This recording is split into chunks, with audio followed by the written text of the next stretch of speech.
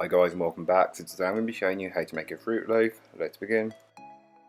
To start, you'll want to grab yourself a mixing bowl, and into the mixing bowl place your bread flour and the salt, and give the two a brief mix just to incorporate them.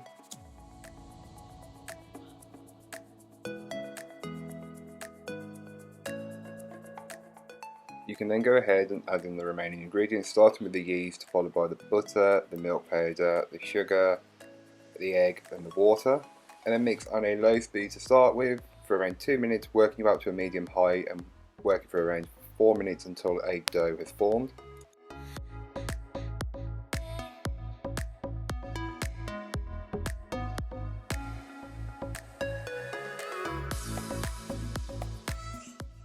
Once the dough has formed, you can then add in your fruit and mix just until it's been fully incorporated and is fairly distributed throughout the dough. Then you can flour your work surface using some bread flour, then place your dough onto it and just knead it and incorporate some of that flour until the dough is smooth and elastic, being careful not to crush the fruit too much. Then you'll want to bring it back into a ball shape and place it into a lightly oiled bowl.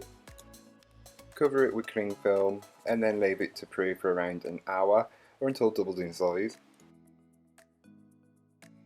So once the dough has had its first proof, you can remove the cling film from on top of the bowl and flour your work surface, then place your dough onto it and knock it back.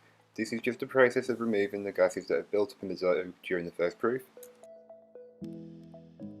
Then you can bring the dough back into a ball shape, just folding it in on itself, making sure that the seam is at the bottom of the ball of dough. Then from the ball of dough you'll want to turn it into like a fat sausage shape, the perfect size to fit into a loaf tin. Just roll it out until it's big enough. Stop, then place it into your prepared loaf tin. I've just put some parchment and grease the sides with some vegetable fat, but you don't have to do that, just check your tin, you know your tins. Leave it to proof for around 45 minutes to an hour until it's well proven and it's proofed up, a bit like this.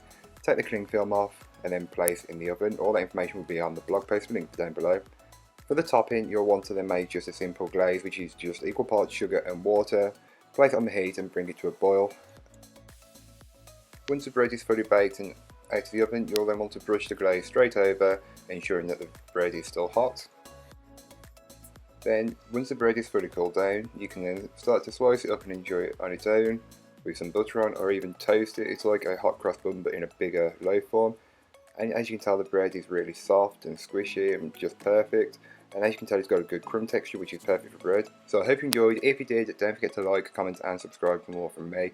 And I'll be back again on Thursday with another video, so join me then. But in the meanwhile, don't forget to check out the description of the video. There'll be a link to this blog, a blog post for this recipe, my blog and all of my social media. So don't forget to go and follow me over on there. But that's all for today. I hope you enjoyed. Bye guys.